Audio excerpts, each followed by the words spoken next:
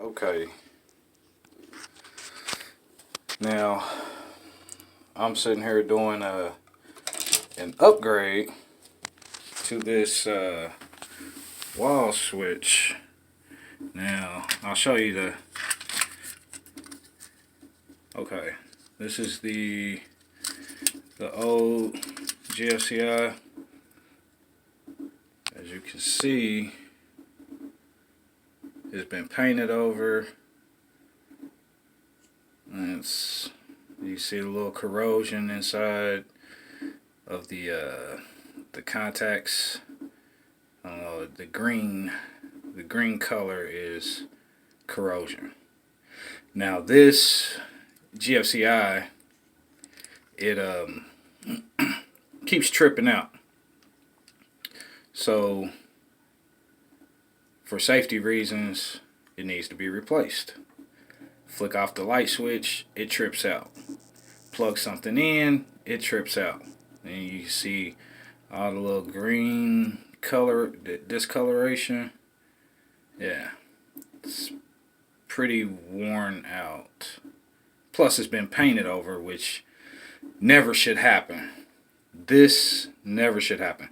Anyway, so in this is a bathroom, and this is the switch. The switch itself is not that bad, but as you can see, again, painted. It's been painted over. Looks like spray paint. Well, not spray paint, but sprayed.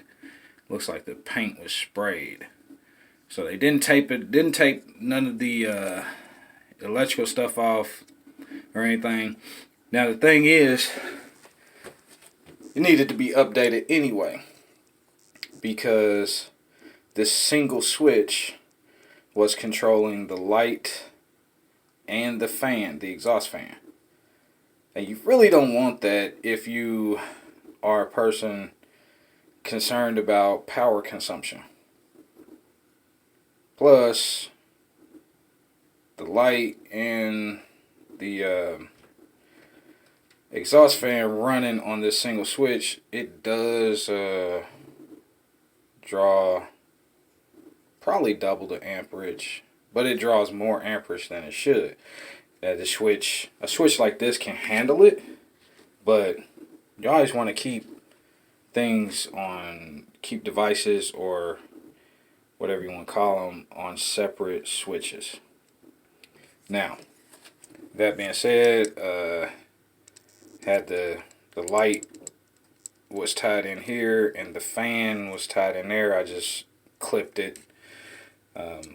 So this is the new switch going in. As you can see, one for the light, one for the fan, vice versa, depending on how I decide to wire it up.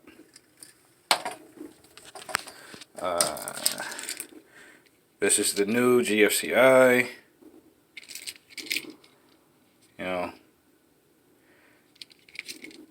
doesn't really, orientation matters. You always want to make sure your plugs are this way if they are below shoulder level. Now the NEC code has more specifics, but you always want the direction you would pull the cord out. You want the ground out, the ground contact point towards the direction you'd pull a cord out of the outlet. Because the ground, I mean, if you ever looked at a 3-prong plug, the ground is the longest of the 3.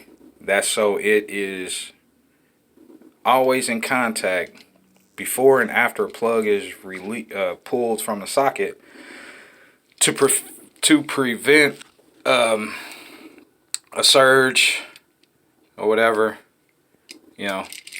So, side note, if you have a plug that the ground prong is broken off, clip it, go buy a new plug, male plug end, clip the old one, strip the wires, separate them, and reattach. Now I'll tell you, short slot, hot. Wide slot, common.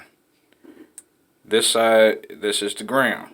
So black, white, green. Black, white, green.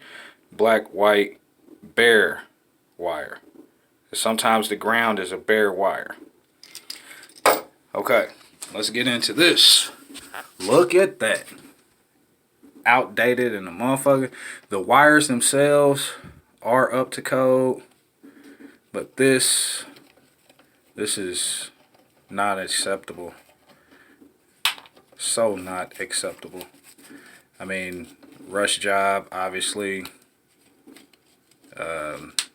Actually, this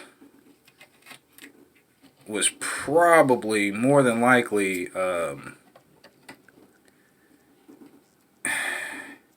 done way years ago. This is I would venture to say this is probably about 20 years old, this setup, if not older.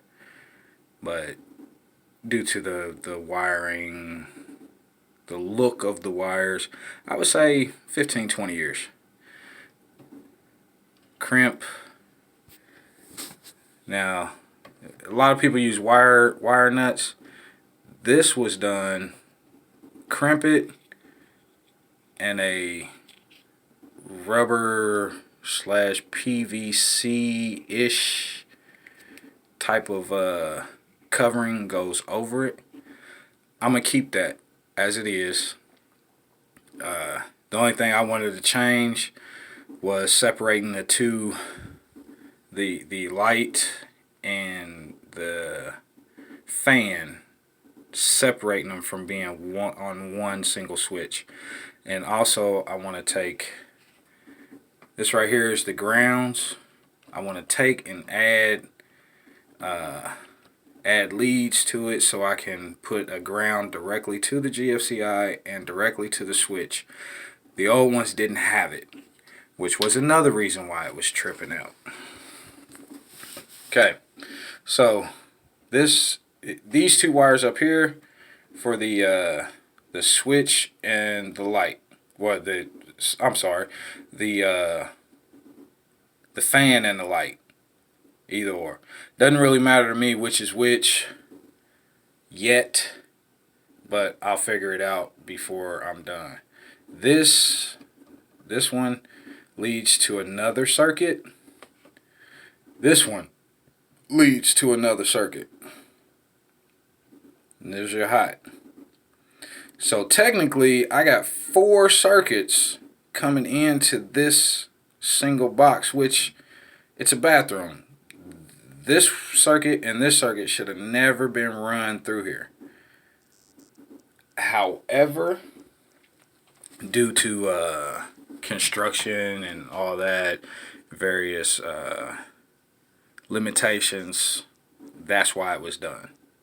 So that's why it looks a mess inside of here. So stay tuned and I'll be back. Okay, I'm back. Got it all wired up and everything, ground, common or neutral, and hot. And as you see, there is electrical tape going around covering the screws. If you do this yourself, you want to make sure that you cover. You can see a contact right in there, right in there, and then I have 2 here and 2 here on this one. Plus I do want to keep the ground, even though it's not necessary to keep the ground covered per se, but you just want to wrap it with electrical tape. 2 wrapped twice, and that's sufficient. Want to cover any contact points, basically any bare metal other than, you know, where you're going to attach it from. You want to cover any bare metal. So as you pushing it in, and as it's actually in there, it's not going to be touching or resting on anything metal that can cause it to short out. Now, I will be right back once I get these screwed in. Okay, so get it all set up.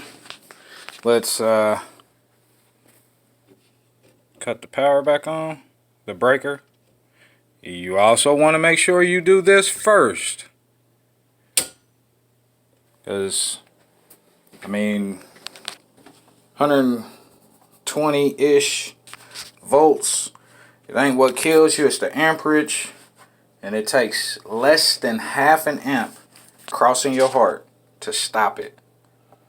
Okay, so I believe it is light fan. That's how I wanted to do it. So let's see. Alright. Light. Fan. Light off. Fan off. Light on. Fan on.